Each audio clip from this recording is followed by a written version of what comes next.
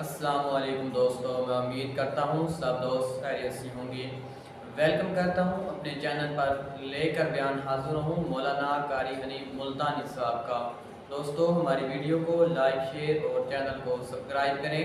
چلتے ہیں بیان کی طرف۔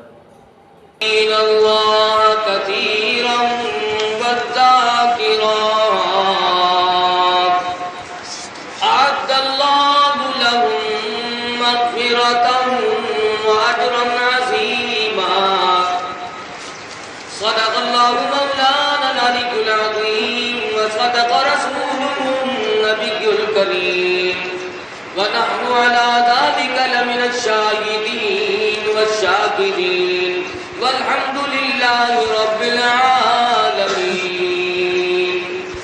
اللهم صل على محمد وعلى آل محمد كما صليت على إبراهيم وعلى آل إبراهيم إنك حميد مجيد اللهم بارك على محمد وعلى آل محمد كما باركت على إبراهيم وعلى آل إبراهيم إنك حميد مجيد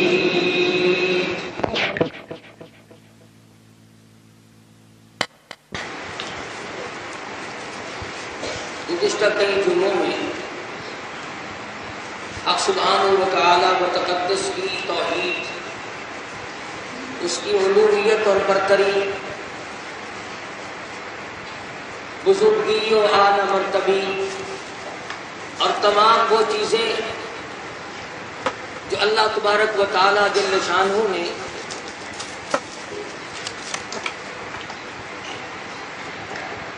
اذن عالم کے ساتھ ساتھ پوری کائنات کو پالنا اللہ پاک رب العالمین ہے، وہ سارے جہان کے پالنہار ہے، بے نیاز بادشاہ ہے، سارے ملک کا مالک ہے،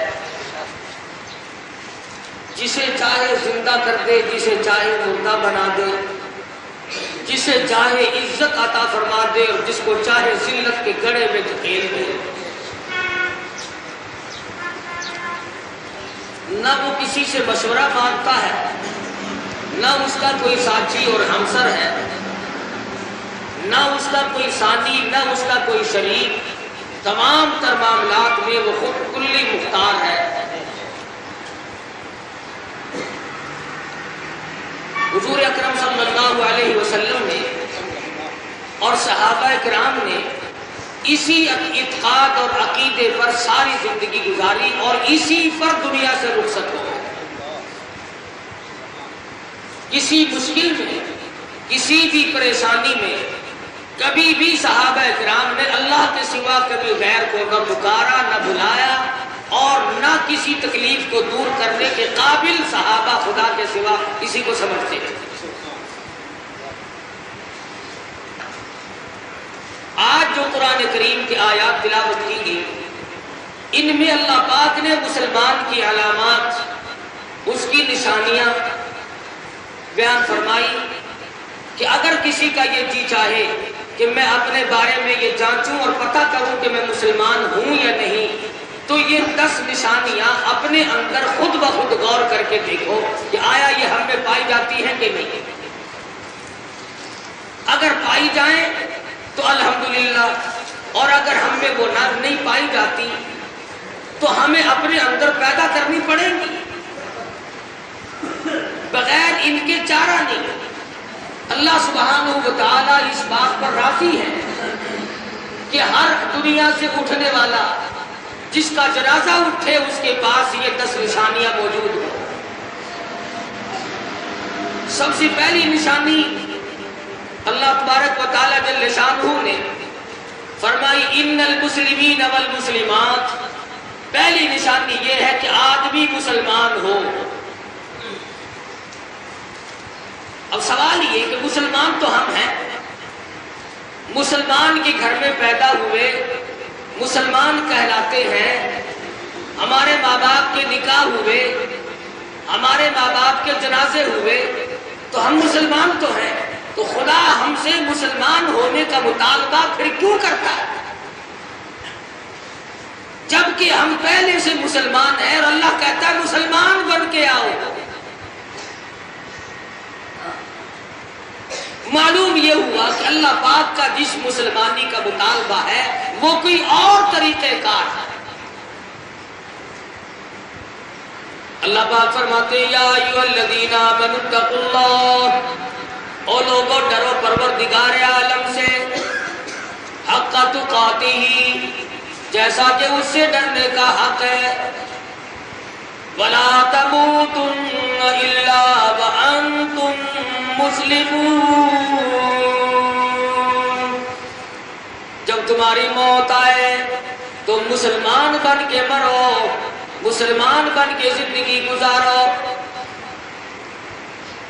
مہد سے لے کر لحد تک تمہاری ساری زندگی، تمام زندگی کے شعبہ جات، شادی ہو، غمی ہو، تجارت ہو، کاروبار ہو، لینا دینا، اٹھنا بیٹھنا، سونا جاگنا، کھانا پینا، تمام کا تمام تمہارا حضور اکرم صلی اللہ علیہ وسلم کی غلامی کے طریقے پہ ہو۔ وَلَا تَمُوتُنَّ إِلَّا وَأَنْتُمْ مُسْلِمُونَ،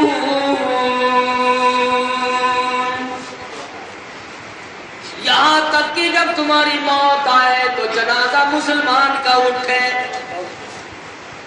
حدیث پاک میں آتا ہے، فرمایا نبی کریم صلی اللہ علیہ وسلم نے، ایک وقت لوگوں پہ ایسا آئے گا، صبح کو آدمی مومن ہوگا، شام کو موت آئی تو جنازہ کافر کا اٹھنا ہوگا۔ اتنے حالات بگڑ جائیں گے، لوگوں کی یقین تباہ ہو جائیں گے، لوگوں کی ایمانی حالت میں اتنی خرابی پڑ جائے گی۔ شام کو آدمی مومن ہے، صبح کو موت آئی تو ایمان کی رتی پلے نہیں۔ صحابہ کرام رضوان اللہ تعالی علیہ مجمعین کی جماعت ساتھ ساتھ گزر رہی ہے۔ امام الانبیاء محبوب کبریاء حضرت محمد مصطفیٰ صلی اللہ تعالی علیہ وسلم بھی ہمراہ اور ساتھ ہیں۔ ارے وہ جماعت کتنی خوش نصیب ہوگی جس جماعت کے ساتھ سرکار مدینہ صلی اللہ علیہ وسلم چل رہے ہوں۔ صحابہ کرام کی آنکھوں نے دیکھا چند جانور ہیں، ان کے پروں پہ قرآنی آیات لکھی ہوئی ہیں، وہ گندگی اور غلاظت کھا رہے ہیں۔ صحابہ لرز گئے، کانپ گئے، اے اللہ کی پاک پیغمبر، قرآن کریم کی بے ادبی، قرآن کریم کی توہین ہو رہی ہے۔ اللہ کا قرآن پروں پہ لکھا ہے، گندگیوں میں چونچ ڈبو رکھی ہے، گندگی کھا رہے ہیں۔ سرکار مدینہ صلی اللہ علیہ وسلم کی آنکھوں میں آنسو آ گئے اور فرمانے لگے میرے صحابہ، میری امت پہ ایک وقت ایسا ہی آئے گا، لوگ قرآن پڑھیں گے، قرآن سنیں گے، پر کام ایسے کریں گے جیسے یہ جانور کر رہے ہیں۔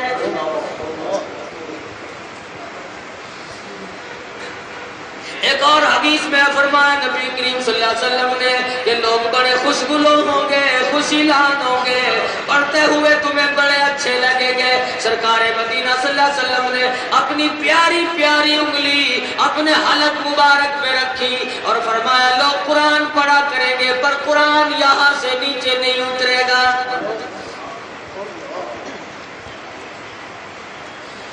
ایک اور حدیث میں فرمایا نبی کریم صلی اللہ علیہ وسلم نے لوگ صرف قرآن مجید کو ہاتھ لگانے کا ادب کریں گے، ہاتھ نہ لگاؤ، قرآن کا ادب کرو، اونچی جگہ رکھو، ادب کرو، لیکن عمل کے میدان میں میرے قرآن سے کوئی نہیں پوچھے گا۔ تو مسلمان وہ ہے جس کی زندگی، جس کا ہر قول فعل، جس کی ہر حرکات و سکنات اللہ کے قرآن کے مطابق۔ ارشاد فرمایا مدنی کریم صلی اللہ تعالی وسلم نے جن لوگوں کو مسلمان بن کے مرنے کا شوق ہو اور یہ چاہتے ہو کہ مسلمان بن کے میری موت آئے تو اسے چاہیے قل اطیعوا اللہ والرسول، میری اور میرے محبوب کی اطاعت کرے، جو ایسا نہیں کرے گا تباہ و برباد کر دیا جائے گا۔ مجھے تو میرے محبوب کی غلامی پسند ہے، ان کی عطائیں پسند ہے، ان کی تمام رات ان کی عبادت پسند ہے۔ ارے میرا محبوب کتنی عبادت کرے، راتوں کو پیروں پہ ورم آ جاتے ہیں قرآن کریم کی تلاوت کرتے کرتے، اوپر سے آواز آتی ہے یا ایھا المزمل قم اللیل الا قلیلا نصفه او انقص منه قلیلا او زد علیہ ورتل القرآن ترتیلا۔ اے کالی کملی اوڑھنے والے اٹھو، آدھی رات کو اٹھو، پہلی آخری رات میں اٹھو اور اٹھ کر میرے محبوب او کالی کملی والے تیری زبان ہو، میرا قرآن ہو، پہاڑ بھی سن کر پگھل جائے۔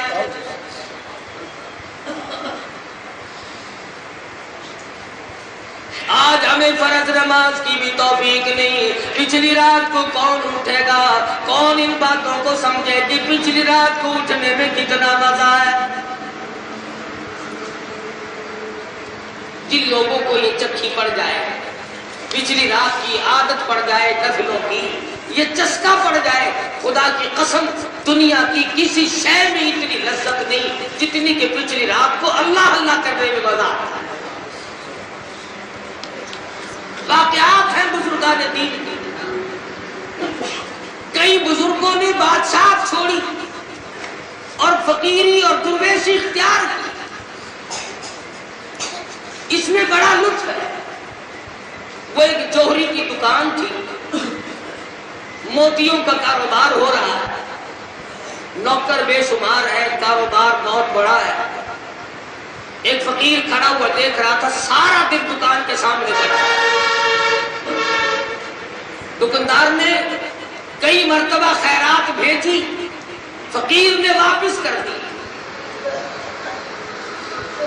شام کو جوہری خود کہنے لگا میں نے کئی مرتبہ خیرات دی، آپ نے قبول نہیں فرمائی۔ فرمایا کہ میں خیرات لینے والا فقیر نہیں، کہ اور کہ میں تو تجھ سے یہ پوچھنے آیا ہوں تو اتنا مصروف ہے، اتنا مشغول ہے، تو مرے گا کیسے، تیری موت کیسے آئے گی؟ اور جواب میں وہ جوہری کہنے لگا او فقیر تو بتا تو کیسے مرے گا۔ بدلے میں جوہری فقیر کو کہنے لگا تو بتا تو کیسے مرے گا۔ دکاندار جوہری دیکھ رہا ہے، ملازم دیکھ رہے ہیں، بازار چلنے والے لوگ دیکھ رہے ہیں۔ فقیر کہنے لگا میرا مرنا دیکھنا چاہتے ہو کہ ہاں بتا تو کیسے مرے گا۔ اللہ والے نے زمین پہ لیٹ کر چادر اوڑھی اور جان دے دی۔ فرمایا میں یوں مروں گا، میرا کوئی دنیا میں رونے والا نہیں، مجھے یاد کرنے والا کوئی نہیں، میں نے کبھی کسی کو، اگر دنیا میں میرے لیے دعا کرنے والا کوئی نہیں تو میں نے کبھی کسی کو ستایا بھی نہیں، مجھے بد دعاؤں سے یاد کرنے والا کوئی نہیں۔ تو ارشاد فرمایا ایسی موت مرو، اس حالت میں اللہ کی حضور میں جاؤ کہ گھر والوں کے سوا باقی لوگ یاد کریں۔ او لوگوں، سیدنا فاروق اعظم رضی اللہ تعالیٰ عنہ کی شہادت ہوئی، گھر والے نہیں روئے، مدینے کے یتیم روئے، مدینے کی بیوہ روئی، مدینے کے محتاج روئے۔ عمر فاروق کے بعد ہمارے سودے کون لایا کرے گا؟ کوہرام مچ گیا مدینے میں، اندھیرا چھا گیا مدینے میں، حضرت عمر کی رخصتی کا وقت آ گیا۔ کن حالات میں؟ اللہ اکبر، امام بن کر مصلی پہ کھڑے ہیں فاروق اعظم رضی اللہ تعالیٰ عنہ، فجر کی نماز پڑھانے لگے۔ اندھیرے میں نماز ہوا کرتی تھی، محراب میں دشمن چھپا کھڑا ہے، چھرا خنجر لیے ہوئے کھڑا ہے۔ سیدنا فاروق اعظم نماز پڑھا رہے ہیں، صحابہ نماز پڑھ رہے ہیں، اور سیدنا فاروق اعظم قرآن کی تلاوت فرما رہے ہیں۔ اس ظالم نے حضرت عمر کے پیٹ میں جگر مارا، جگر میں خنجر مارا، کئی زخم دے دیے۔ سیدنا فاروق اعظم بے ہوش ہو کر مصلی پہ گر پڑے۔ اور مسلمانوں میری حالت بھی تم جیسی ہے. آج ہمیں مکھی نماز نہیں پڑھنے دیتی, مچھر نماز نہیں پڑھنے دیتا, بیوی بچوں کی مشغولیت نماز نہیں پڑھنے دیتی. ہمارا نماز میں دھیان بٹتا ہے, نماز میں خدا جانے کہاں کہاں کے خیالات آتے ہیں. ارے فاروق کی صحابی ساتھیوں کو دیکھو, حضور اکرم صلی اللہ علیہ وسلم کے دیوانوں کی نماز دیکھو, میرے آقا کے غلاموں کی نماز دیکھو. امیر المومنین مصلی پہ بے ہوش پڑا ہے, زخمی ہے, ایک صحابی نے بھی نماز کی نیت نہیں توڑی, بلکہ وہ دشمن باہر نکلنا چاہتا ہے. 13 صحابہ کو خنجر مار چکا, 13 صحابی کو زخمی کر دیا نکلنے کے لیے, لیکن کوئی بھی محمد عربی صلی اللہ علیہ وسلم کا غلام اپنی نماز نہیں توڑتا. ارے مرنا منظور ہے, اللہ کے دربار میں جو کھڑا ہوا اس سے بھاگنا منظور ہے.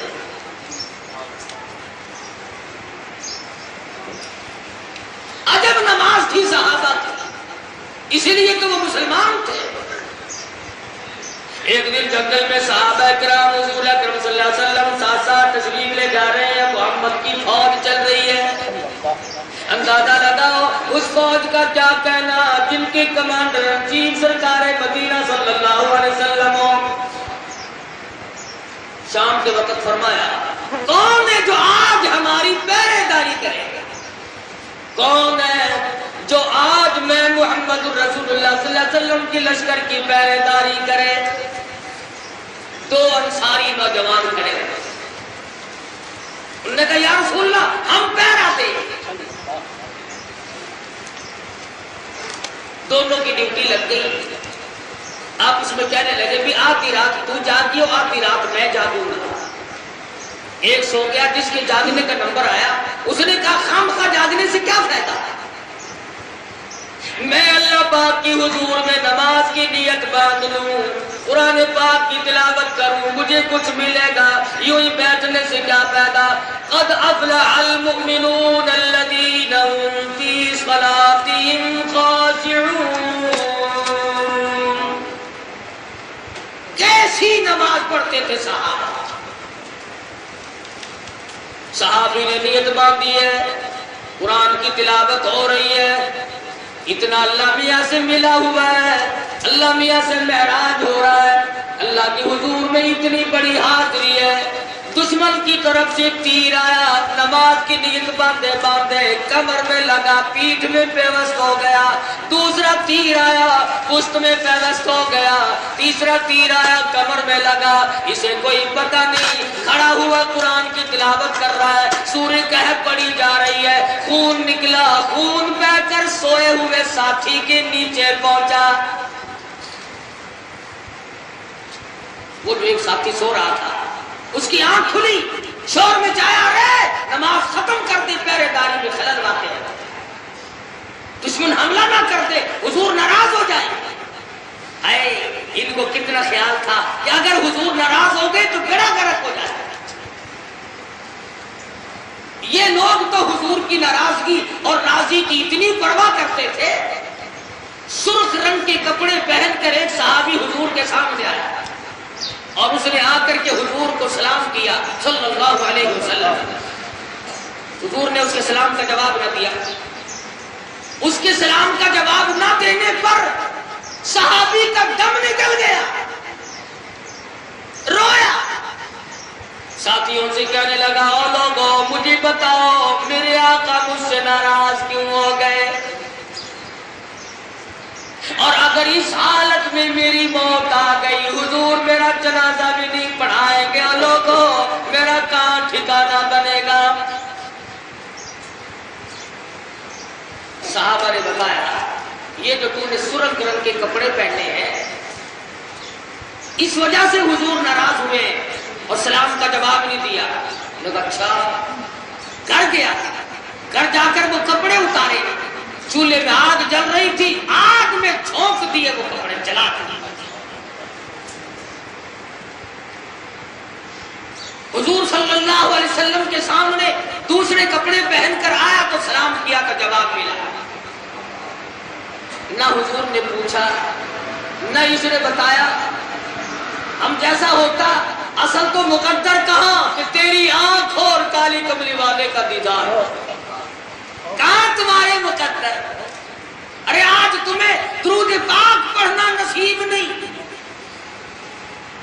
کبھی بادشاہ پڑھا کرتے تھے، سلطان نور الدین زنگی رحمت اللہ علیہ بادشاہ ہے عرب کے، فلسطین، شام، مصر میں، ہر جمعرات کو بادشاہ وقت 1000 درود پاک پڑھے بغیر کبھی سوتا نہیں، 1000 مرتبہ کبھی بادشاہ درود پاک پڑھا کرتے تھے، اور آج تم ملازموں اور مزدوروں کو حضور کی ذات اقدس پہ درود پڑھنے کی توفیق نہیں، بس تمہیں تو لڑائی ملی ہوئی ہے کہ جی فلانا صلاۃ نہیں پڑھتا، بہت گناہگار آدمی ہے، صلاۃ نہیں پڑھتا، کبھی نہیں پڑھتا کہ نماز سے پہلے نہیں پڑھتا، اور تو ساری عمر میں کبھی نہیں پڑھتا، تو گناہگار نہیں۔ جامع ترمذی میں حدیث موجود ہے، فرماتے ہیں سرکار مدینہ صلی اللہ علیہ وسلم کہ ہر امتی، جب کوئی امتی مجھ پر درود پاک پڑھتا ہے، فرشتوں کا ایک گروہ، فرشتوں کی ایک جماعت، فرشتوں کا ایک طبقہ مقرر ہے، فرمایا حضور نے ادھر اس کے منہ سے درود پاک نکلتا ہے، 1 سیکنڈ سے پہلے مجھ پہ میرے روزے میں پہنچا دیا جاتا ہے، فوراً پہنچا دیا جاتا ہے۔ تو صحابی نے حضور سے یہ نہیں کہا کہ جی میں نے تو وہ کپڑے اتار دیے ہیں، جلا دیے۔ ایک دن مدنی کریم صلی اللہ علیہ وسلم نے خود ہی پوچھ لیا، ارے ان سرخ کپڑوں کو تم نے کیا کیا؟ عرض کیا میرے آقا میں نے وہ سارے کپڑے اسی وقت چولہے میں رکھ کر جلا دیے۔ عشق دیکھو صحابہ کا، فرمایا حضور اکرم صلی اللہ علیہ وسلم نے جلانے نہ تھے، کسی کو دے دیے ہوتے، کسی مائی کے کام آ جاتے، بہو بیٹی کے کام آ جاتے، ان کے لیے تو جائز تھے۔ صحابی کا جواب سنو، اور میں بھی سنتا ہوں اور کہتا ہوں، اور ہمیں چاہیے کہ ندامت کے دریا میں ڈوب کے مر جائیں۔ صحابی کہتا ہے او کالی کملی والے، او اللہ کے محبوب، او میرے آقا، جس چیز کو آپ دیکھ کر ناراضگی کا اظہار فرمائے اس کو دوسری مرتبہ دیکھنا میری آنکھیں گوارا نہیں کرتی۔ اگر میں گھر والوں میں سے کسی کو دے دیتا تو دیکھنے میں تو آ ہی جاتے، حضور کی ناپسندیدہ شے میں تو دیکھنا بھی گوارا نہیں کرتا۔ تو مدنی کریم صلی اللہ علیہ وسلم کے صحابی نے نماز کی نیت باندھی ہوئی ہے، تیر لگے، لہو بہ کر صحابی کے نیچے پہنچا، اس نے شور کیا تو صحابی نے نماز ختم کی، کہنے لگا سلام پھیرنے کے بعد اب میری کمر میں مجھے درد محسوس ہونے لگا۔ اب مجھے پتا چلا ہے کہ میری کمر میں تیر لگی، تالا کھینچ کے نکال دوں کیا؟ نکالنے لگا، جس کو لگے ہوئے ہیں کہنے لگا یار اب تو کچھ تکلیف ہوتی، اور ایسا کروں میں دوبارہ نیت باندھتا ہوں، میں پھر قرآن مجید کی تلاوت شروع کروں گا، میری جان کا قیمہ بنا دینا، مجھے پتہ نہ چلے گا۔ تیر نکالنے صحابی کو پتہ بھی نہ چلے، ایسی نماز پڑھتے تھے صحابہ اکرام حضور اکرم صلی اللہ علیہ وسلم سے جو انہوں نے سیکھی۔ تو بات یہ تھی کہ فرمایا ان المسلمین والمسلمات، پہلا نمبر، پہلی نشانی، مسلمان بن کے مرو، نمازی حالت میں مرو، ایک نماز بھی قضا نہ ہونے پائے، بیماری میں، پریشانی میں۔ سیدنا فاروق اعظم کے مقتدی صحابہ کرام کی جماعت ہے، نماز کی نیت نہیں توڑتے۔ دوسرا صحابی آگے بڑھ کر امامت کر رہا ہے، نماز ختم ہوئی تب جا کر کے دشمن کو پکڑا۔ 3 دن تک کبھی ہوش آتا تھا، کبھی فاروق اعظم رضی اللہ تعالیٰ عنہ بے ہوش ہوتے تھے۔ ایک مرتبہ ہوش آیا تو اپنے بیٹے حضرت عبداللہ بن عمر رضی اللہ تعالیٰ عنہما کو بلوایا اور فرمایا بیٹے میری ایک التجا ہے، میری ایک تمنا ہے، میری ایک آرزو ہے، اس کو پورا کرنے کے لیے آپ چلے جائیں۔ ابا جی جو فرماؤ گے میں جان لڑا دوں گا، آپ حکم دیں جو میرے کرنے کا ہوگا میں اس سے گریز نہ کروں گا۔ فاروق اعظم رضی اللہ تعالیٰ عنہ کو کئی جگہ زخم آئے ہوئے ہیں، خنجر لگے ہیں، حالت اچھی نہیں ہے، بے ہوشی ہو کے جاتی ہے، لہو بہ رہا ہے۔ فرمانے لگے او میرے بیٹے کام یہ کرنا ہے، ایک وصیت میری سن نور نظر، پورا کرنا تو میرے پسر۔ او میرے بیٹے میری ایک وصیت سن لے، میری ایک آخری بات سن لے، او میرے لخت جگر، او میرے نور نظر، او میرے فضل فرزندی، میری اس بات کو پورا کرنا۔ میں تم سے ایک بات کہنے لگا ہوں، او میرے جگر کے ٹکڑے، میری ایک بات، عمر تمہیں آخر سلام۔ او میرے بیٹے ام المومنین سیدہ طیبہ طاہرہ عائشہ صدیقہ رضی اللہ تعالیٰ عنہ کے دروازے پہ جاؤ، جا کے میرا سلام کہنا، اور میرے بیٹے ام المومنین سے جا کے میرے لیے ایک بھیک مانگ لاؤ، ایک خیرات مانگو، اللہ کے نام پہ بھیک مانگو۔ اگر مل گئی تو مزے آ جائیں گے، اور اگر نہ ملی تو بہرحال جنت البقیع میں دفن ہونے کے لیے تو جگہ مل جائے گی، پر مدنی کریم صلی اللہ علیہ وسلم سے دوری ہو جائے گی۔ سیدہ عائشہ صدیقہ رضی اللہ تعالیٰ عنہ کا حجرہ ہے،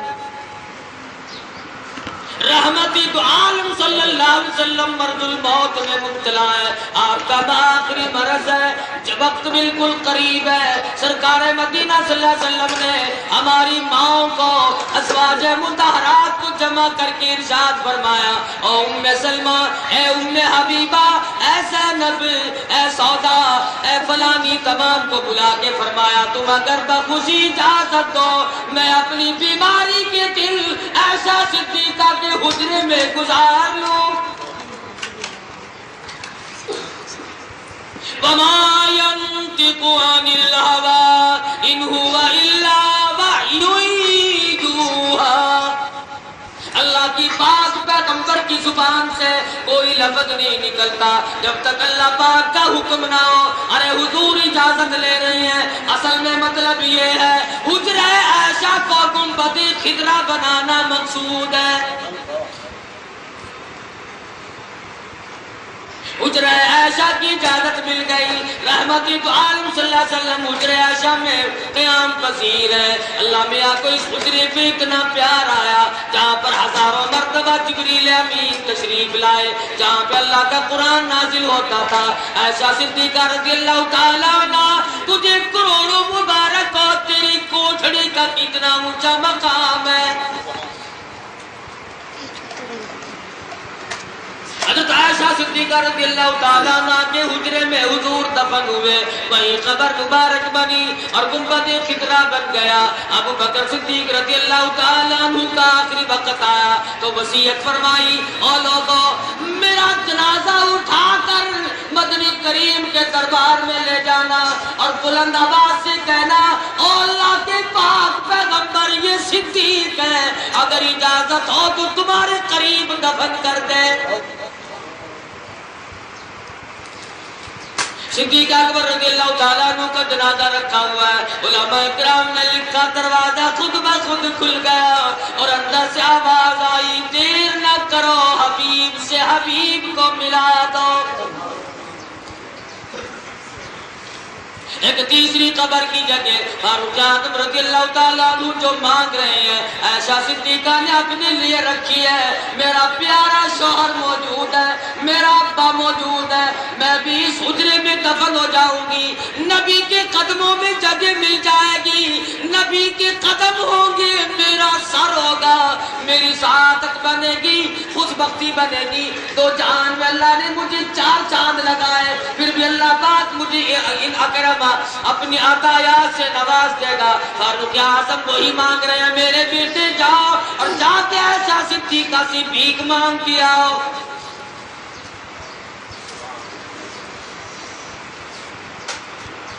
اے میرے بیٹے حضرت عائشہ کو جا کے میرا آخری سلام کہو، اور یہ کہو ہے چھپائے منہ کفن میں آج عمر، اور سوالی آپ سے ہے سر بسر۔ وہ فاروق اعظم جو زمین پہ کوڑا مارے، زلزلے کے وقت میں زمین ساکن ہو گئی، حضور فرماتے ہیں جس راہ سے عمر گزر جائے شیطان اس راہ سے نہیں گزر سکتا۔ آج اس عمر کا آخری وقت ہے جس کو آقا دو عالم نے اللہ میاں کی حضور میں دامن پھیلا کے چولی پھیلا کے مانگ کے لیا تھا۔ فرماتے ہیں میرے بیٹے جاؤ اجازت مانگو عائشہ صدیقہ رضی اللہ تعالیٰ عنہ سے، اور جا کر کے یوں کہنا کہ عائشہ وہ قبر مبارک کی جو جگہ تم نے اپنے لیے رکھی ہے اس کو بس للہ اجازت دیجیے تاکہ قدموں میں نبی کے جا بچھے۔ ایسا صدیقہ تیرا اللہ بھلا کرے گا، میں نے بہت بڑی بھیک مانگی ہے، اللہ میاں تیرا تجھے اس کی جزائے خیر دے گا۔ عمر فاروق کا آخری وقت ہے، تجھ سے بھیک مانگ رہے ہیں۔ سیدہ عائشہ صدیقہ رضی اللہ تعالیٰ عنہ فرماتی ہے ارے نہ کوئی اور نبی آ سکتا ہے، نہ کوئی پیغمبر آ سکتا ہے، نہ گنبد خضرا بن سکتا ہے، نہ مجھے قبر کی ایسی جگہ مل سکتی ہے، اور کوئی مانگتا تو میں نہ دیتی۔ میرے محبوب نے جس کو اللہ میاں سے مانگ کے لیا ہو، عمر فاروق کو جواب دیتے ہوئے شرم آتی ہے۔ ایسی چیز کا صدقہ بڑا مشکل ہے۔ آج تم اگر مسجد میں 2 روپے ڈالتے ہو، اللہ کی ذات سے امید رکھتے ہو اللہ پاک کاروبار میں برکت دیں گے، اور اگر آج کسی محتاج کو کھلاتے ہو، کسی نام پر اللہ کے نام پہ صدقہ کرتے ہو، تمہیں امید ہے اللہ پاک اور برکت عطا فرمائیں گے۔ 1 کا بدلہ 10 سے دیں گے، 70 سے دیں گے، 700 تک عطا فرمائیں گے۔ اللہ میاں قادر ہے، جتنا وہ چاہے دے، جتنا خلوص دیتا ہے اتنا ہی دیتا ہے۔ لیکن عائشہ صدیقہ جانتی ہے نہ اور نبی آئے، نہ گنبد خضرا بنے، نہ مجھے قبر کی جگہ ملے، مل ہی نہیں سکتی۔ کیوں؟ وہ جگہ بڑی اونچی ہے، کہتی ہے جب مسجد نبوی کے مینار نظر آئے، اللہ کی رحمت کے آثار نظر آئے، الفاظ ہو بیاں کیسے، منظر ہو بیاں کیسے، الفاظ نہیں ملتے۔ اللہ میاں سب کو نصیب کرے، چاہو حرم نبوی میں ادھر ریاض الجنہ، ادھر گنبد خضرا، ادھر چاروں طرف کبوتروں کی چہل پہل، ادھر عشاق کا گراؤ، دیوانے مستانے سلام پڑھ رہے ہیں، قرآن کی تلاوت کر رہے ہیں، عبادت میں مشغول ہے، اور حالت یہ کہتا ہے منظر ہو بیاں کیسے، الفاظ نہیں ملتے۔ جب جس وقت محمد کا دربار نظر آئے، اور کہتا بس یاد رہا اتنا کہ سینے سے لگی جالی، بس یاد رہا اتنا کہ سینے سے لگی جالی، پھر یاد نہیں کیا کیا انوار نظر آئے ہیں۔ اللہ پاک جسے نوازی بڑا کچھ مل جاتا ہے۔ ایسا صدیقہ نے جواب دیا او عبداللہ جا کے عمر کو میرا سلام کہو، اور کہو میں نے اپنی قبر کی جگہ صدقہ کر دی، میں نے خیرات کر دی، میں تجھے جواب نہیں دی۔ چنانچہ صدیقہ کا جواب لے کر حضرت عبداللہ آئے، صحابی کہتا ہے فاروق اعظم او عبداللہ جب تک مجھے اٹھا کے نہ بٹھاؤ مجھے جواب نہ سنانا، اماں کا جواب لیتے لیتے سننا بے ادبی ہے، بے ادبی ہو جائے گی، مجھے اٹھا کے بٹھاؤ۔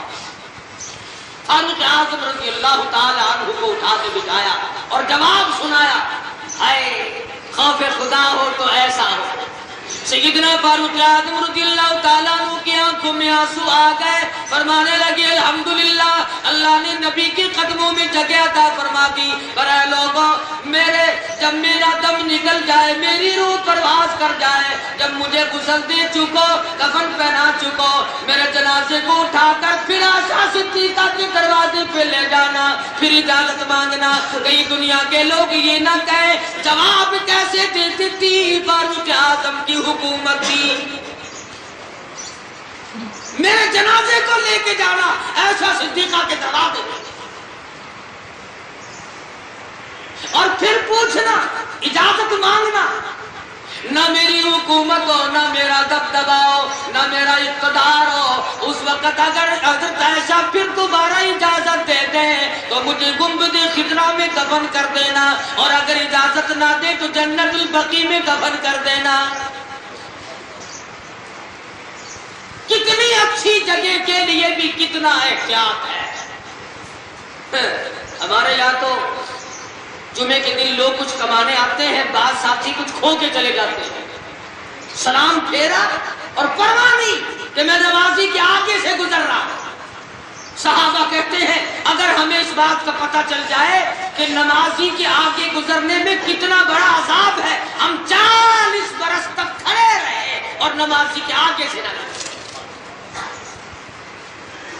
आज लोग परवाह नहीं करते, सुन्नतें पढ़ी जा रही है, और पढ़ने वालों को भी ख्याल चाहिए कि वो आगे होकर के पढ़ते रहे।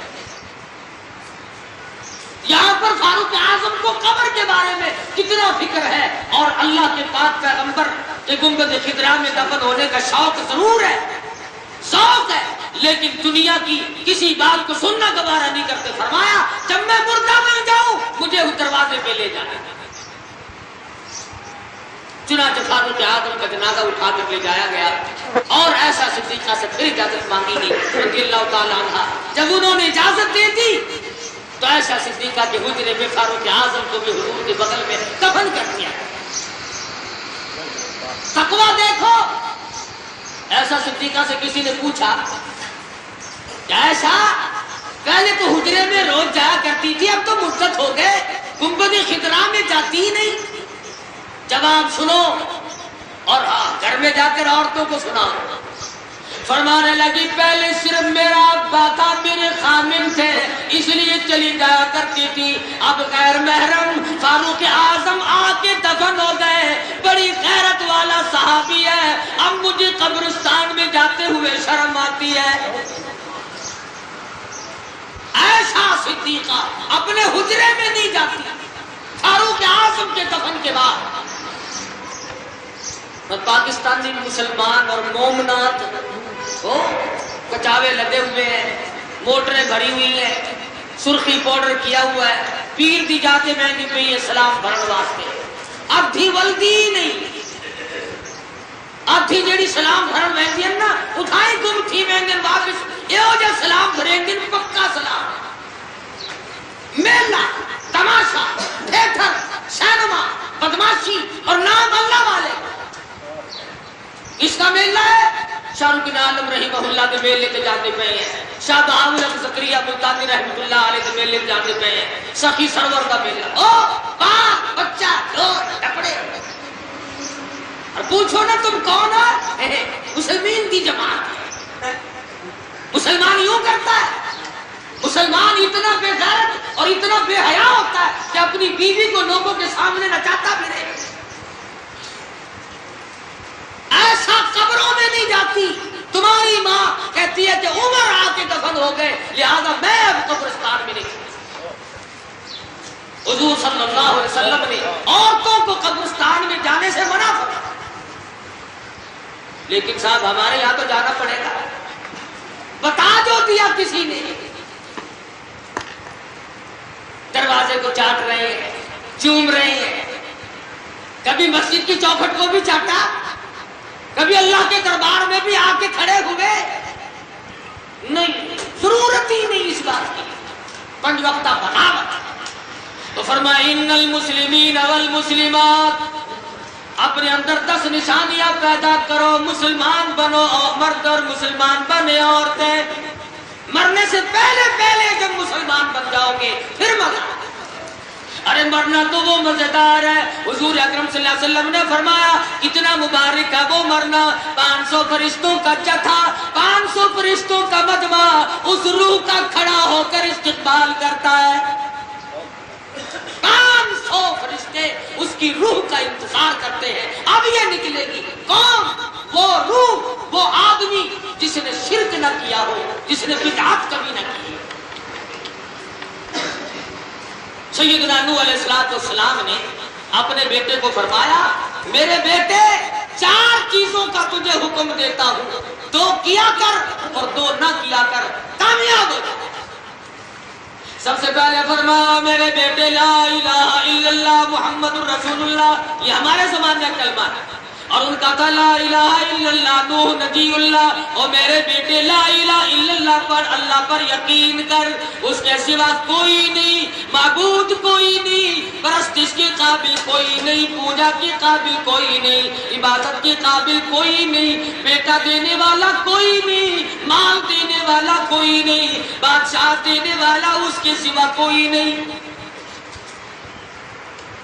کون ہے جو اس کے سوا اتنا بڑا کام کرے کہ آدمی ایک اور کبھی اس کو تخت شاہی پہ بٹھا دے اور کبھی پھانسی کے تختے پہ کھڑا کر، بڑا میں نہیں آتا، کون کر سکتا ہے اس کی ذات کے سوا؟ شام کو شہنشاہ، صبح کو اٹھے تو ٹکڑوں کا محتاج فقیر، اللہ حکم۔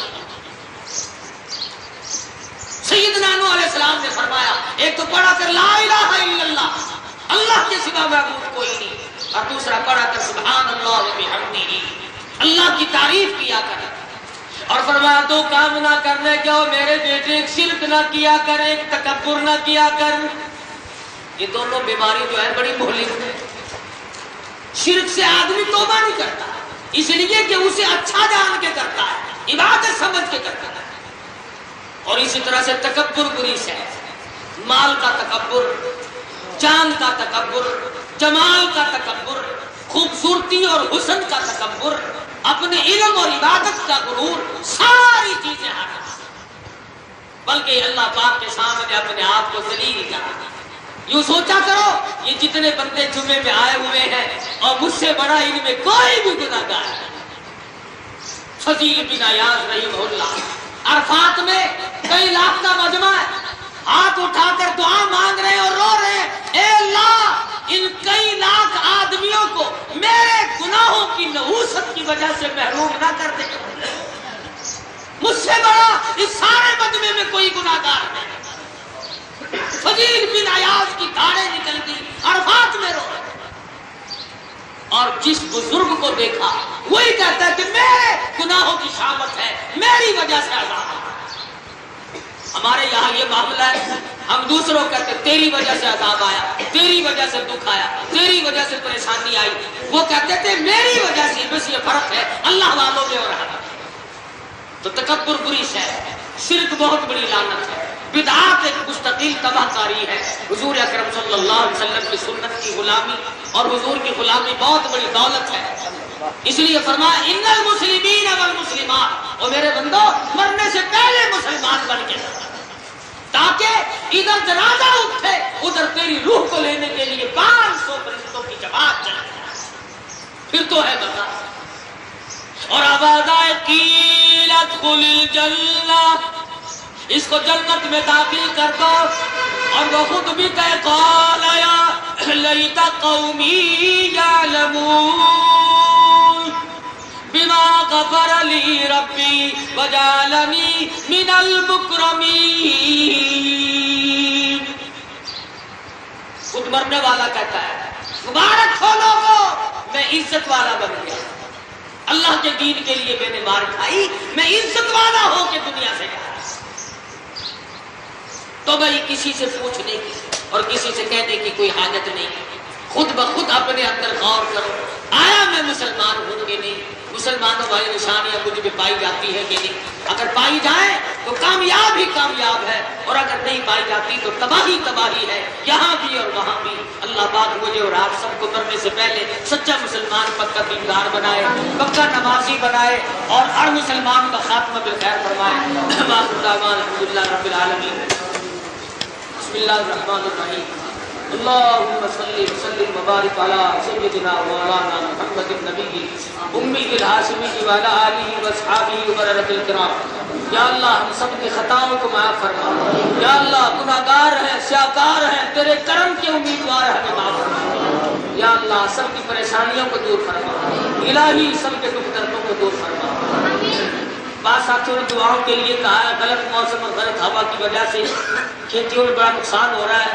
दुआ कर दो अल्लाह पाक सब के बागों में, सब्जियों में, तरकारियों में सेहत दे, और जो बीमारियां आ रही है अल्लाह पाक उनको दूर फरमाए। अल्लाह पाक हम सब की दिली मुरादों को पूरा फरमाए। माशाअल्लाह, सुभान अल्लाह। ये थे कारी हनीफ मुल्तानी साहब, जो बहुत ही खूबसूरत आवाज़ और खूबसूरत अंदाज में बयान फरमा रहे थे। अल्लाह हाफिज़।